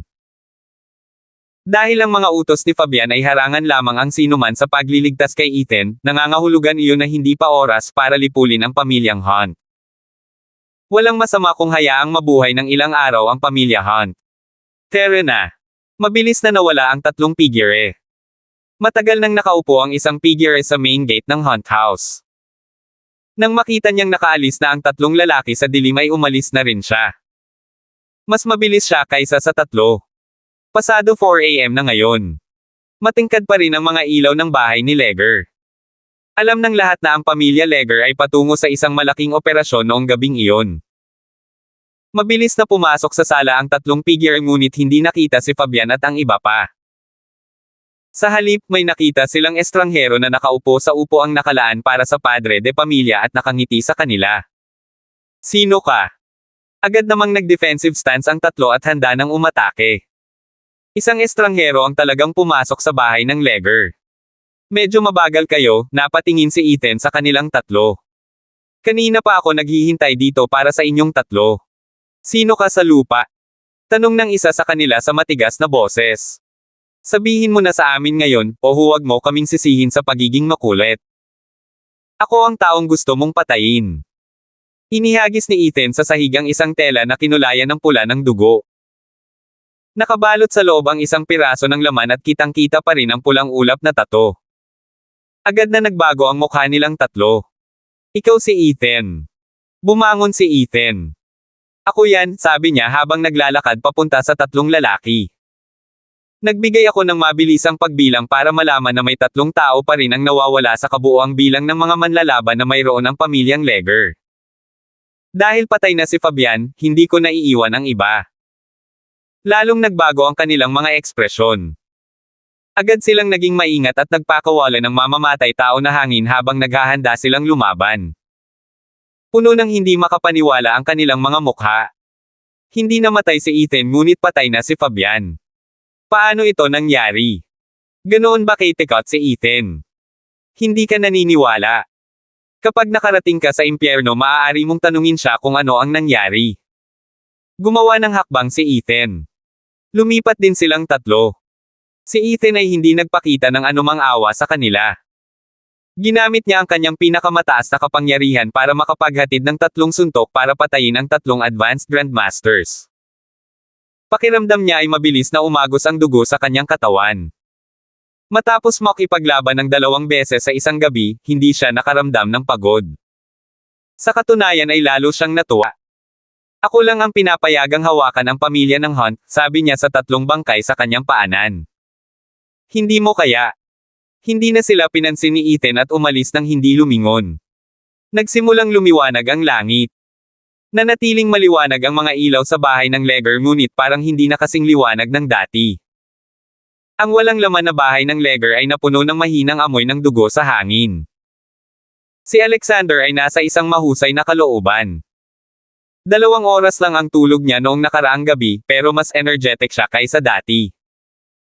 Dahil napagdesisyonan na ang huling resulta noong nakaraang gabi, mas nakaka-relax ang kanyang puso. Kung tutuusin, matagal na siyang nakaramdam ng pagka-relax. Sa hindi malamang dahilan, gumaan ang pakiramdam niya nang malaman niyang mamamatay na si Ethan. At alam niyang malapit na ring bumagsak ang pamilya Hunt. Sa sandaling inatake ng pamilyang Legger ang pamilyang Hunt at nasugatan sila ng husto, mas maraming tao ang magsasama-sama upang lumunin ang pamilyang Hunt. 858. Para kay Alexander, ang pinakamahalagang bagay na dapat gawin ngayon ay ayusin ang Long Group at siguraduhin na ang pamilyang Long ay may ganap na kontrol dito. Nagmadaling pumunta si Alexander sa Long Group sa umaga. Halos kalahati ng makapangyarihang pamilyang iyon na laban sa kanya ay nawala, kaya hindi na mahirap pagsamahin ang Long Group ngayon. Ano ang nangyayari? Ngunit sa pagtapak niya sa main entrance ng Long Group, marami siyang nakitang nakalagay sa reception desk at ikinagalit niya. Hindi pa bumagsak ang Long Group, kaya bakit mukhang aalis ang mga tao sa kumpanya? Magandang umaga, Mr. Long. Natarante ang ilan sa mga empleyadong nag-iimpake ng kanilang mga gamit nang makita si Alexander. Mabilis silang tumayo at magalang na sumagot sa kanya, we're pack our things. Bakit mo iniimpake ang mga gamit mo? Sigaw ni Alexander. Wala akong pinaalis ni isa sa inyo, kaya bakit ka aalis? Pero, wala bang bibilhin ang Long Group? Tanong ng isa sa kanila sa mahinang boses. Naalimpungatan si Alexander nang marinig niya ito. Kalokohan. Sino ang nag-iisip na makakabili sila sa Long Group? Maaari silang mangarap. Lahat ng empleyado ay nanginginig sa takot. Alam ng lahat na si Alexander ay may masamang ugali at ang sino mang makasakit sa kanya ay maaaring mamatay sa susunod na araw. Sila ay mga ordinaryong tao lamang at hindi kayang saktan ang pamilya Long. Dahil gusto mong umalis, magwala ka. Huwag kang magulo sa paningin dito. Panunuya ni Alexander. Madali niyang palitan ang isang mababang antas ng manggagawa tulad ng isang receptionist. Naglakad siya patungo sa elevator at pinindot ang button. Bumukas ang pinto ng elevator at lahat ng nasa loob ay may dalang box. Paglabas nila ng elevator at nakita si Alexander, nagsimula na rin silang magpanik. Aalis din sila. Masyadong madilim ang ekspresyon ni Alexander ngayon. Mayroong ilang mga problema sa Long Group, ngunit nalutas na ang lahat. Ang lahat ng mga manggugulo ay natapos sa gabi bago. Ang Long Group ay hindi na bangkarote o anupaman, kaya bakit lahat sila ay umalis? Mr. Long. Magwala. Hindi mapakali si Alexander sa kanila. Hindi siya nagkukulang ng mga manggagawa. Ang mga mababang antas na manggagawang ito ay kailangan lamang na mabayaran ng pera at sila ay mangungulit sa kanyang paanan. Kahit na umalis ang lahat sa Long Group, maaari lang siyang kumuha ng bagong staff. Masama ang ekspresyon ngayon ni Alexander. Siya ay unang dumating sa umaga upang ayusin ang kumpanya, ngunit mukhang maaari niyang muling itayo ang kumpanya. Umakyat siya para makita ang mas maraming tao na may hawak ng kanilang mga personal na gamit at lumabas ng opisina. Mukhang makakapatay na si Alexander ngayon. Mr. Long? Kahit binibili na ang Long Group, susuportahan pa rin namin ang Long Group, sabi ng isa sa mga empleyado na may awkward na ngiti at kinakabahan sa mukha. Pabili. Sino ang makakabili ng Long Group mula sa akin? Galit na sabi ni Alexander. Ako. Isang boses ang umalangaw-ngaw. Tumangala si Alexander at agad na namutla ang kanyang mukha. Pakiramdam niya ay nanghina ang kanyang mga paa at para siyang nakakita ng multo. Hindi siya makapaniwala. Ethan. Hindi namatay. Paano kaya yon? Ginamit ni Fabian ang lahat ng mayroon siya sa pamilya Leger at nagdala ng napakaraming advance na Grandmaster para patayin si Ethan. Paano? Paano nabuhay si Ethan? Sigurado siyang nakakakita ng multo. Diretso ang tingin ni Alexander kay Ethan. Nakabuka ang kanyang bibig at nanginginig ang kanyang mga mata. Wala siyang mailabas na kahit isang salita. I'm buying over Long Group, sabi ni Ethan habang nakatingin kay Alexander at naglakad papunta sa kanya. Bakit ayaw niyang Master Long? 850. Ikaw. Hindi ka namatay. Mabilis na tumibok ang puso ni Alexander at napuno ng hindi makapaniwala ang mukha niya nang marinig ang boses ni Ethan. Naisip ni na Damien at Alexander na ang lahat ay itinapon na sa bato noong nakaraang gabi. Mamamatay si Ethan at ang pamilyang Hunt ay aatakehin ng pamilya Leger. Nakahanda na silang ganap na lipulin ang pamilya Hunt matapos silang masugitan ng husto ng pamilya Leger. Pero ngayon, nakatayo sa harapan niya si Ethan. How could you curse me first thing in the morning, mahinahong sabi ni Ethan. Young Master Long, bakit parang nagulat ka nang makita ako? Siyempre nagulat siya. Akala niya ay nakakakita siya ng multo. Bumilis ang paghinga ni Alexander at hindi niya alam kung paano magre-react. Nablangko ang buong isip niya. Patay na sana ang lalaking ito, ngunit ngayon ay nagpakita na siya sa harapan niya. Ano? Anong nangyayari? Maaaring nabigo si Fabian. Iyon ay mas imposible. Ang mga kakayahan ng pamilya Leger ay hindi masyadong malayo sa napakalakas na pamilya. Bukod pa rito, si Fabian mismo ay nagsanay sa martial arts sa loob ng maraming taon at isang advanced Grandmaster level fighter. Hindi dapat mahirap para sa kanya na makipagtulungan sa iba pang mga highly skilled fighters para patayin ang isang Ethan. Pero ang lalaking nasa harap niya ay si Ethan. Pinaikit ni Alexander ang kanyang mga mata at tinitigan si Ethan na para bang pakiramdam niya ay ilusyon lamang ang lahat ng ito. Kung nanatili siyang kalmado at titingin ng mabuti, mawawala si Ethan. Nakatayo siya doon na tulala, ngunit si Ethan ay walang gaanong pasensya. Young Master Long, kung gusto mong mangarap ng gising, magagawa mo iyon sa bahay. Bumili na ako sa Long Group, kaya ayusin mo na ang mga gamit mo at lumabas ka na. Biglang kinilig si Alexander. Ano ang sinabi mo? Nakikita ko, ang iyong pandinig ay hindi napakahusay, sabi ni Ethan. Inulit niya ang kanyang sarili, sabi ko, nakabili na ako sa Long Group, kaya tinatawagan ko ang mga shot dito. Tinuro niya ng daliri si Alexander. Tanggil ka na sa trabaho. Galit na galit si Alexander. Ikaw. Sa tingin mo mabibili mo ang Long Group? Naikuyom niya ang kanyang kamao at gustong patayin si Ethan sa lugar, ngunit nagawa niya manatiling kalmado. Kung kahit si Fabian ay nabigo na patayin siya, tiyak na walang kalaban-laban si Alexander para kay Ethan. Si Alexander ay hindi pipi at pinahahalagahan niya ang kanyang sariling buhay kaysa sa ginawa ng iba. Hindi mapakali si Ethan sa kanya. Pumalakpak siya ng ilang beses at tumakbo palabas ng opisina si Owen. Kuya Ethan. Tapos na sa lahat ng procedures. Tapos na. Si Owen ay may malaking stack ng mga papel sa kanyang mga kamay at ikinalat niya ang mga ito upang ipakita na ang lahat ng ito ay mga share transfer agreement. Ang bawat isa ay nilagdaan ng iba't ibang mga shareholder. Ang lahat ng iba pang mga shareholder ng Long Group ay sumang-ayon na ilipat ang kanilang mga pagbabahagi sa Palmer Group, sabi ni Owen. Ang pamilyang Wren, ang pamilyang Burns, ang pamilyang Lynch, ang pamilyang Sherrill, ang pamilyang Leger. Naglista siya ng higit sa 100 makapangyarihang pamilya. Ang lahat ng kanilang mga bahagi ay nagdaragdag ng hanggang 51% ng kabuuan at lahat sila ay nabibilang sa Palmer Group ngayon. Kaya ngayon ang pinakamalaking shareholder ng Long Group ay ang Palmer Group. So we call the shots. Tumingin si Owen kay Ethan at idinagdag, Brother Ethan calls the shots. Tuluyan nang natigilan si Alexander. Anong nangyayari sa mundo? Paano napunta kay Ethan ang mga share ng Long Group? Siya ay dumating ng maaga para kunin ang mga bahaging ito. Ito ang mga bahagi na ibinigay ng pamilya Long bilang kapalit ng mga mapagkukunan noon. Hindi bababa sa 16 na makapangyarihang pamilya ang Nolipol noong nakaraang gabi. Nandito si Alexander upang kunin ang lahat ng mayroon ang mga pamilyang iyon, ngunit lumipad sila sa mga kamay ni Ethan. Paano ito nangyari? Napailing si Ethan sa natigil ang ekspresyon ni Alexander. Young Master Long, nananaginip ka pa rin ba? Tinanggal ka na. 806 na po. Ikaw. Huwag kang magalit, Young Master Long.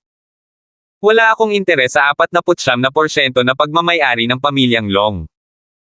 Ano ang sinusubukan mong gawin? Pulang-pula na ngayon ang mukha ni Alexander. Hindi niya inasahan na puputulan ni Ethan ang mga resources ng Long Group ng ganoon na lamang. Ito ay masyadong biglaan. Isang lalaking mamamatay na sana ang biglang naglunsad ng ganoong pag-atake. Maging si Damien ay matutulala rin dito. Hindi nila makikita ang alinman sa pagdating nito. Akin na ang Long Group, kaya ang gusto kong gawin dito ay hindi bagay sa iyo, mahinahong sagot ni Ethan. At gaya ng sinabi ko kanina, natanggal ka na, kaya please, umalis ka na sa kumpanya. Ethan. Sigaw ni Alexander. Alam mo ba ang ginagawa mo?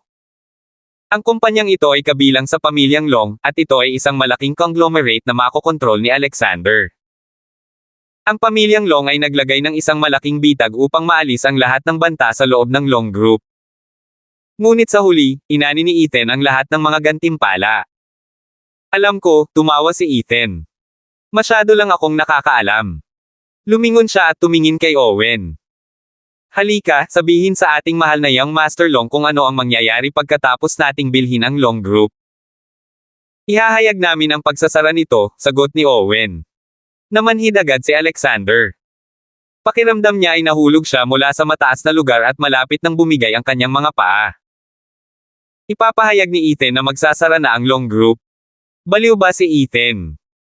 Ang Long Group ay isang malaking kumpanya na kasangkot sa higit sa 12 industriya at ilang iba pang negosyo na kabilang sa pamilyang Long. Paano ito bumagsak? How dare you? Galit na sigaw ni Alexander habang nakaturo kay Ethan. Ang Long Group ay isang asset ng Long family. Ito ay hindi kailanman naging at hindi kailanman magiging. Ethan, may death wish ka ba? Galit na galit si Alexander at handang pumatay anumang oras. Nais niyang pagsamahin ang Long Group dahil siya na ang mamamahala sa pamilyang Long sa hinaharap. Kailangan niya ng malaking corporate battleship tulad ng Long Group para patuloy na mabigyan siya ng pera at iba pang resources. At ngayon gusto ni Ethan na ipahayag ang pagsasara nito. Hindi ko lang iaanunsyo ang pagsasara nito, iaanunsyo ko ang pagkabangkarote nito. Masyadong marami ang utang nitong 51% ng shares, kaya siguradong malugi ito. Para naman sa natitirang share sa Long family, maaari nilang bayaran ang utang kung gusto nila. Kung ayaw nila, maaari nilang ipahayag ang kanilang pagkabangkarote kasama ng iba pa. Isinulat ni Owen ang lahat ng sinabi ni Ethan ng seryoso. Huwag kang mag-alala, Kuya Ethan. Mahirap magsimula ng isang malaking kumpanya na tulad nito, ngunit magaling ako sa pagtiyak na ito ay malugi. Malapit nang mabaliw si Alexander. Papatayin kita. Maingat niyang pinlano ang lahat at isiniwalat pa niya kung ano ang kaya ng pamilya Long. Ang lahat ng ito ay upang matiyak na ang pamilyang Long ay may ganap na kontrol sa Long Group. Ngunit ngayon, ipapabangkarote ni Ethan ang Long Group. Umakyat ang dugo ni Alexander sa kanyang ulo at agad niyang itinaas ang kanyang kamao at ibinaon iyon kay Ethan. Gusto niyang patayin si Ethan ngayon din.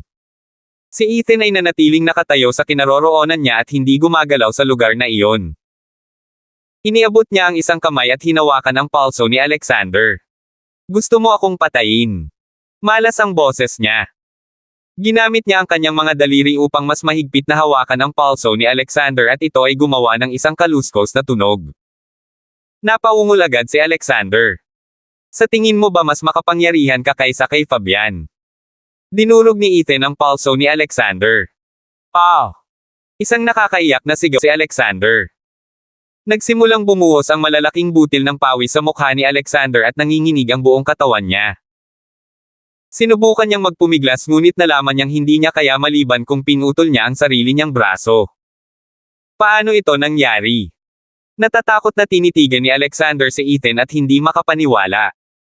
Salamat po at sinamahan niyo ako dito. God bless po sa lahat mga idol.